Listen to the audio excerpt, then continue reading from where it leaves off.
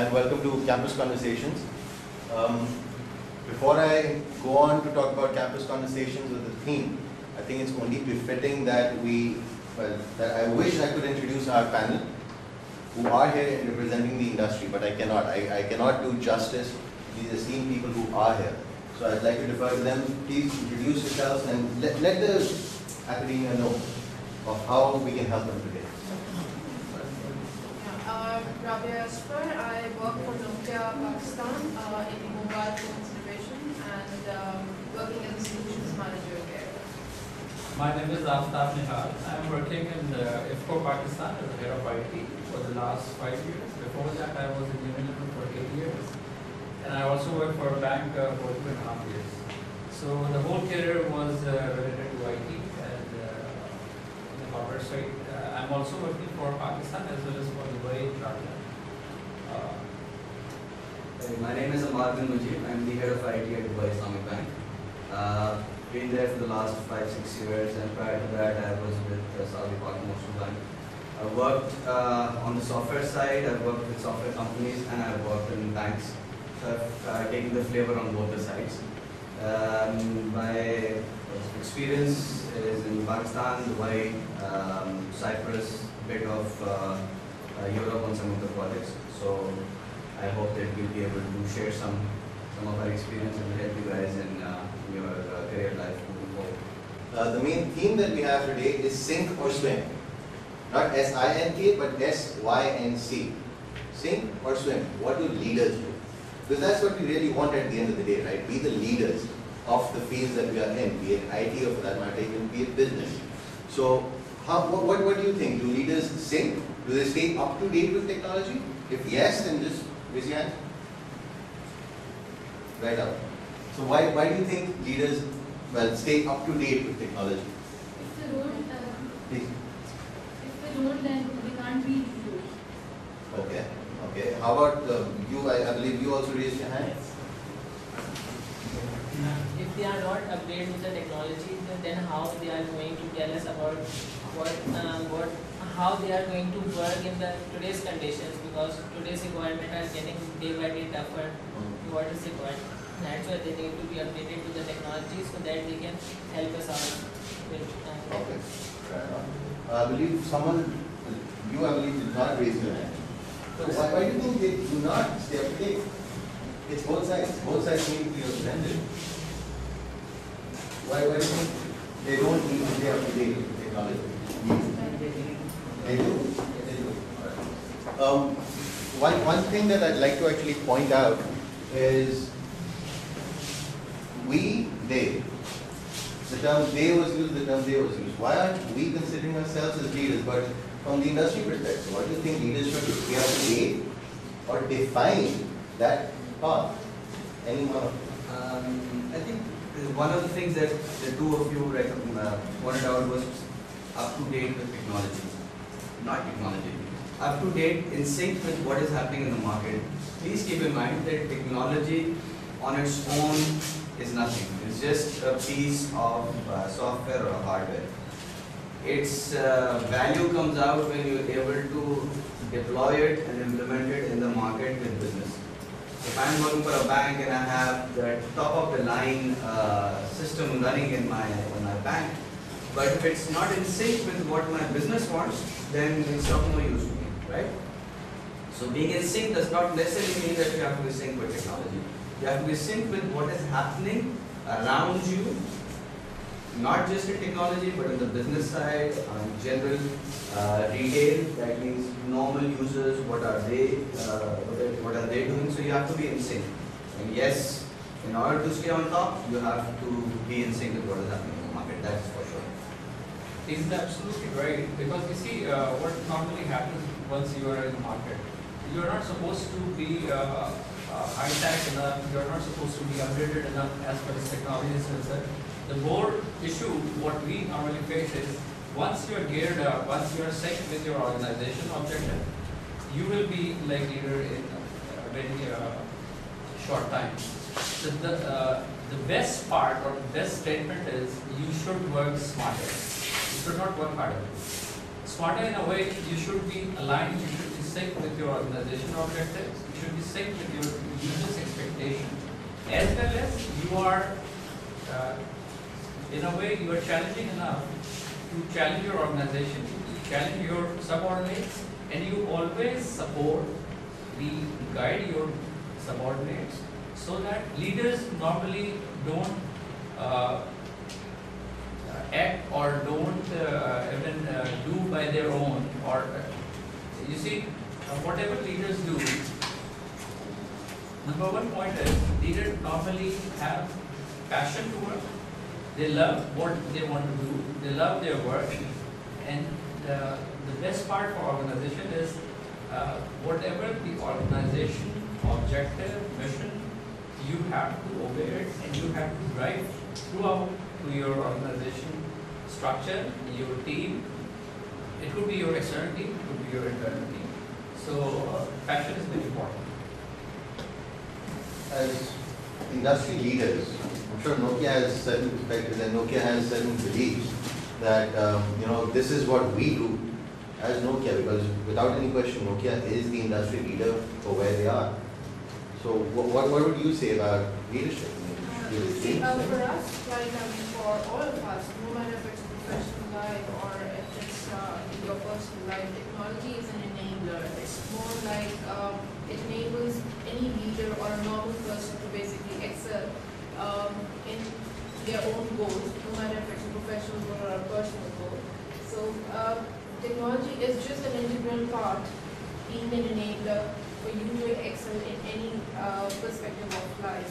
So it's good that you be, it's up to you that whether you want to be basically take technology as one of the key elements for the success, or you just want to basically take the novel route path or the conventional path to excel in your goals. But currently, what we have seen is basically in the modern world, in this technology era, that any leader or for a normal person as well, technology plays a vital role.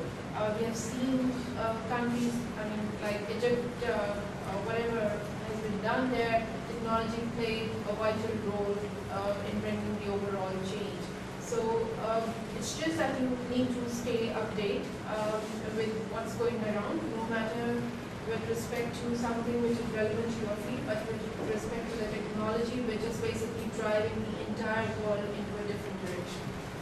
Very, very well said. And actually, yes, Egypt, especially, if I'm not wrong, Twitter and Facebook, both did very productive roles. They weren't sitting over there playing mafia wars in Palmville. They actually played a very productive role towards the revolution that happened.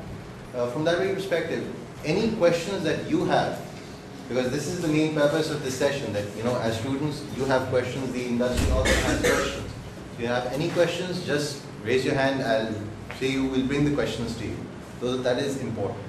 One perspective that students tend to have is that there is, from an industry perspective, discrimination against different institutes. So there is a preference that we go for this institute, we go for that institute. So what do you have to say about it? Am I right? Am I representing you correctly over here? Yes. Yes? Okay. I think maybe I should become a student again. I'll be young. But what do you have to say about that? First of all, there is no discrimination as such. So let's just put that out of the picture. There is no discrimination. What is a typical decision-making process for somebody like us who want to hire people? It's very, very simple. We want good people who have clear understanding of what they want to do. Okay? We need people who can deliver and show commitment. And we need people who obviously know their work. Means technically they have to be good. So three main areas. Technically they have to be good. And again, technically there is a variance. If I am hiring for a software company, I would want somebody who is very good on the programming side. If I am hiring for a bank, I would want somebody to have more business knowledge than technology. So he or she should understand how to implement it. So that's the you would say the skill set part. Second, clarity in what they want to do. And that's where I think industry has to play a part also, that you have to be clear on what you want to do. You come to an organization, you're not sure whether you want to go towards the software side, you want to go towards the engineering side, you want to go towards networking. So that's an area where maybe we can work with institutes and give a clear picture of what you want to do, what is the best way forward for you. So that's the second part. The third part is, as an individual, what is the kind of aura and what is the kind of personality that you show. Now, all these three things are not linked to any institute.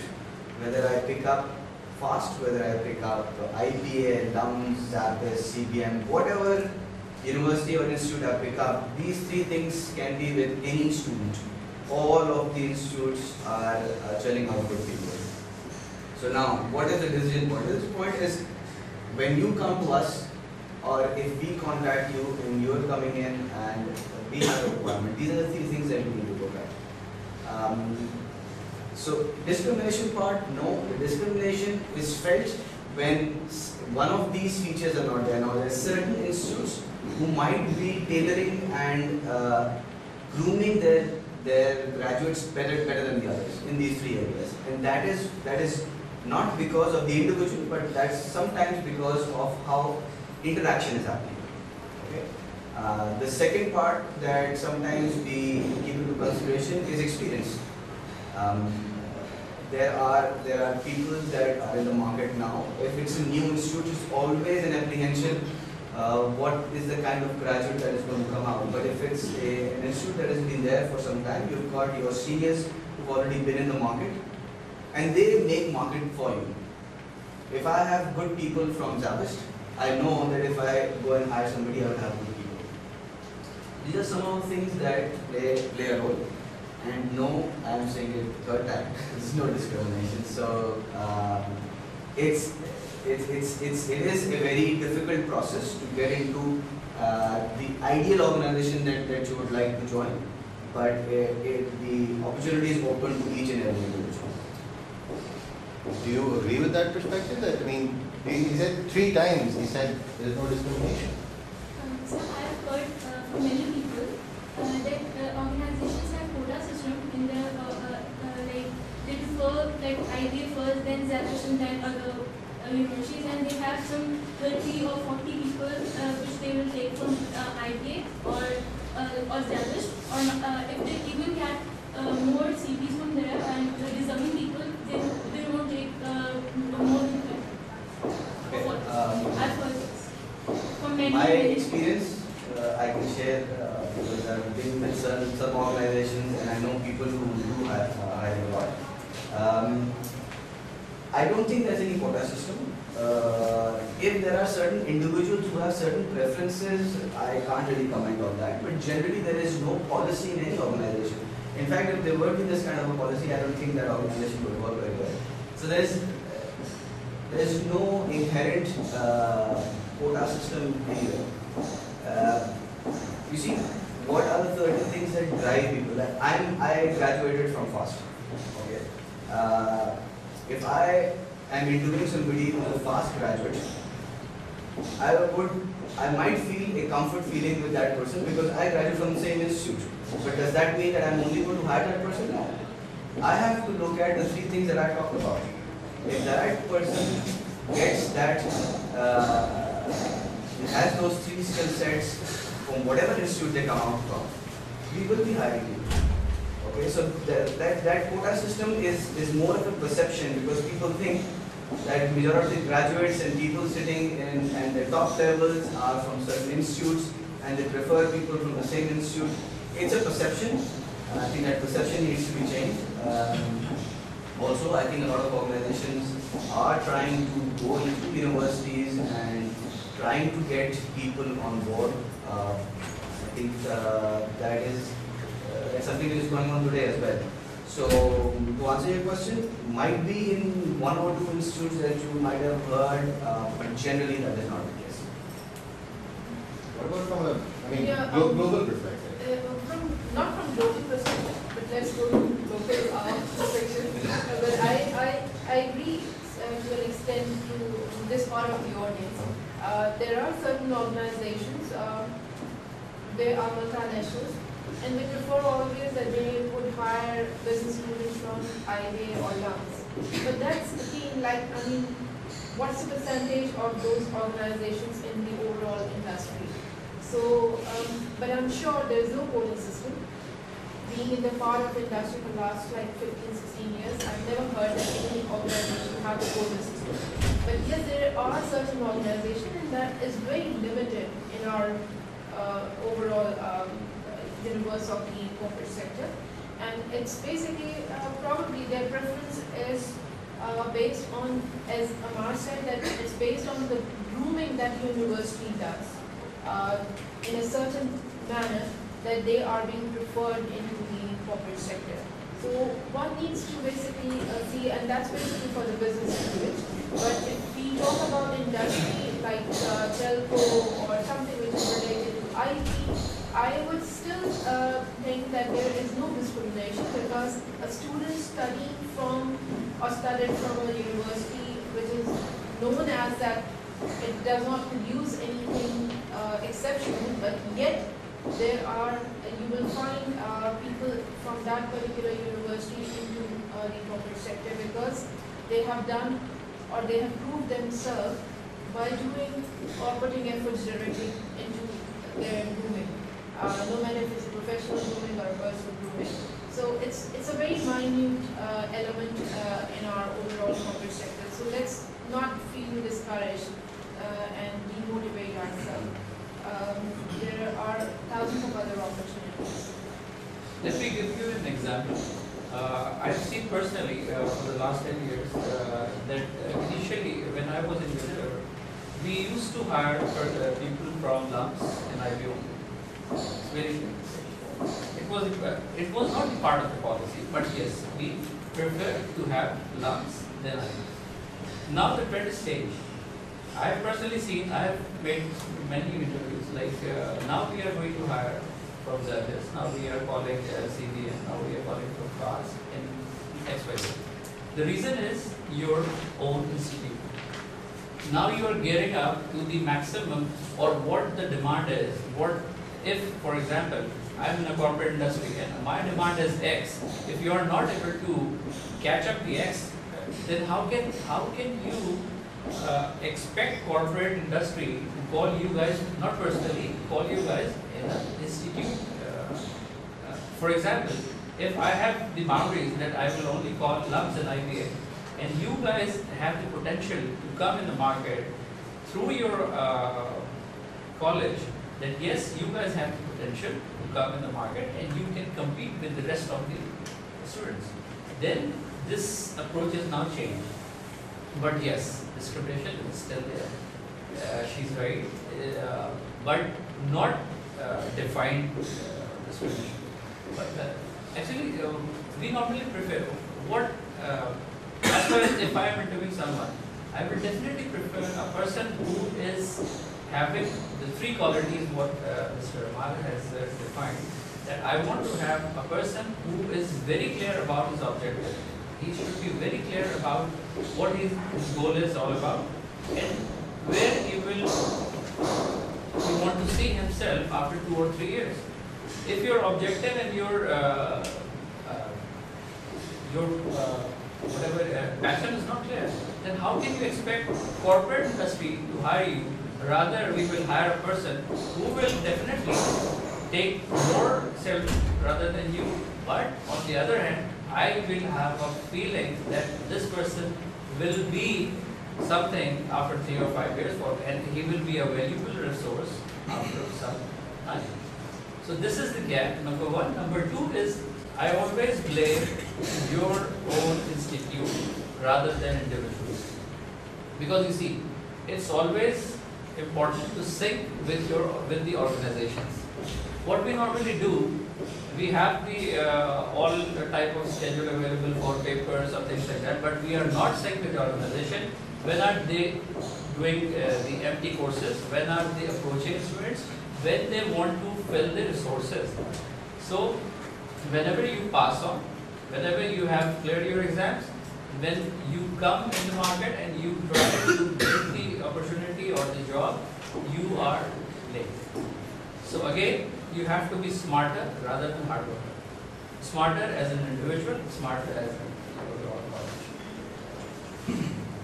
Do you? I mean, I have a couple of things. yeah, please. I want to introduce myself first. I am Kumar, I'm part of faculty here. I'm also the student advisor here at Szabist for the Karachi campus. There are a couple of things that I wanted to discuss. For one, number one, let's say, when you say that the basic criteria for even getting to the interview stage is, let's say, a 3.5 GPA. For one, that 3.5 GPA for an IT individual, for a Szabist individual or a London individual might be different because of the marking schemes.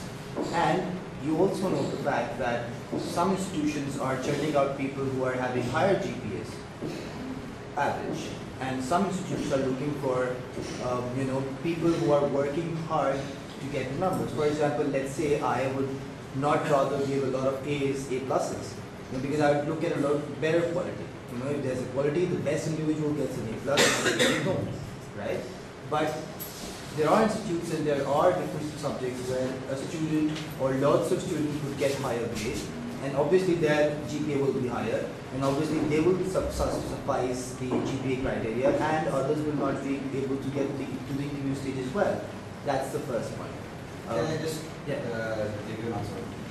I'm not sure what organization you're talking about who say that you need to have 3.5 GPA. I'm not sure. Last And I'm saying that, there are always organizations who have certain criteria, but that does not apply across the board. I have worked with 6 organizations so far in my career. None of the organizations talk about 3.5 GPA. No, I'm not talking about 3.5. I'm just giving a perception. If you ask me, okay, in a semester-based system, getting a 2.0 GPA means you're good enough. Exactly. Okay. So that's the first thing. If I have 2 people, one who has a 3.8 gold medalist and one who's a 2.0 GPA, but one is a very good techie and the other one is a very good business-minded person, I would prefer the second one really if has a GPA of 2.0. So again, as I said, the skill set is very important.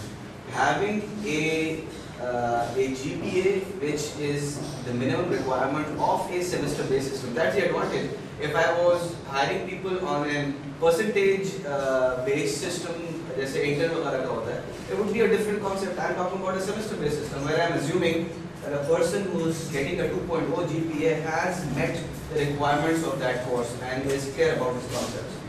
So that marks the criteria of GPA to be okay, right? First of all, I have known people in my batch who graduated with a much lower GPA but who were doing much better than a lot of people in the market. That's because of how they have presented themselves, how they have taken the market. Does that mean that because that person had a lower GPA is not capable of anything? No. Again, I'm not saying that every organization does that. I'm just saying that there might be some organizations who have certain criteria, but I don't think majority of the organizations have such a high requirement of GPA. I think it's more to do with this. When I was saying 3.5, I was just putting like a benchmark there. A lot of institutions have a 3 GPA, minimum requirement.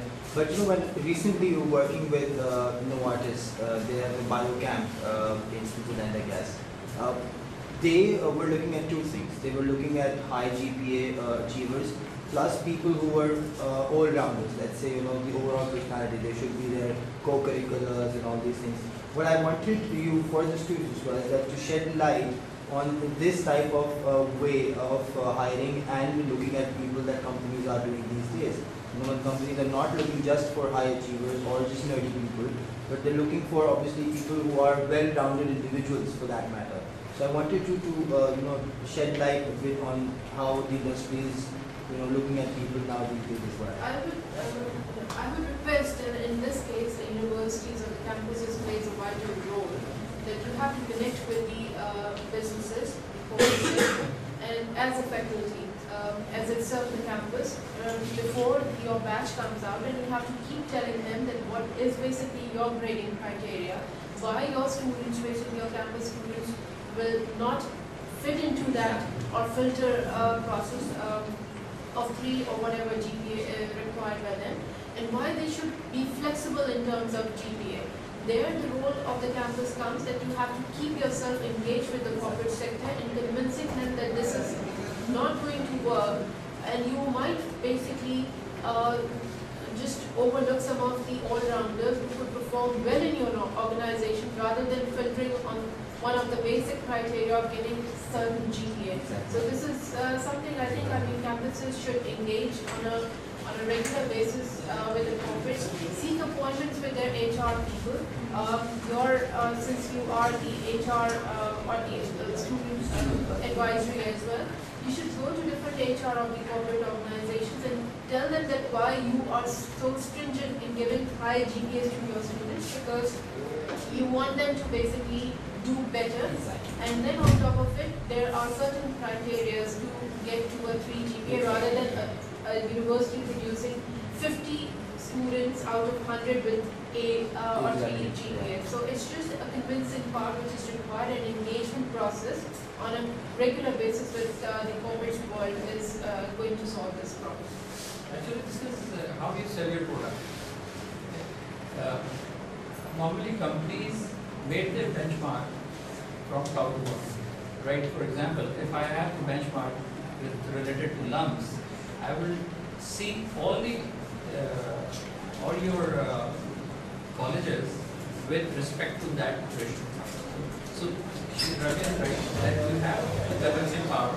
You have to engage their HR. You have to discuss with them that look, this is your benchmark related to them. If you are different from them, you are supposed to sync with them again, and you have to do your best to catch their. That is exactly what my point was, that there is no deliberate discrimination, but there's a gap. There's this gap. Actually, you see, we have very limited positions. We don't have too many resources or too many positions available throughout the year or so. So we want a person who has the maximum qualities available. So this is how you. Actually, I think that kind of fits in with the topic as well. That what do leaders do? Do they sink or do they swim? And when I say swim, I'm using the old adage of sink or swim against the currents.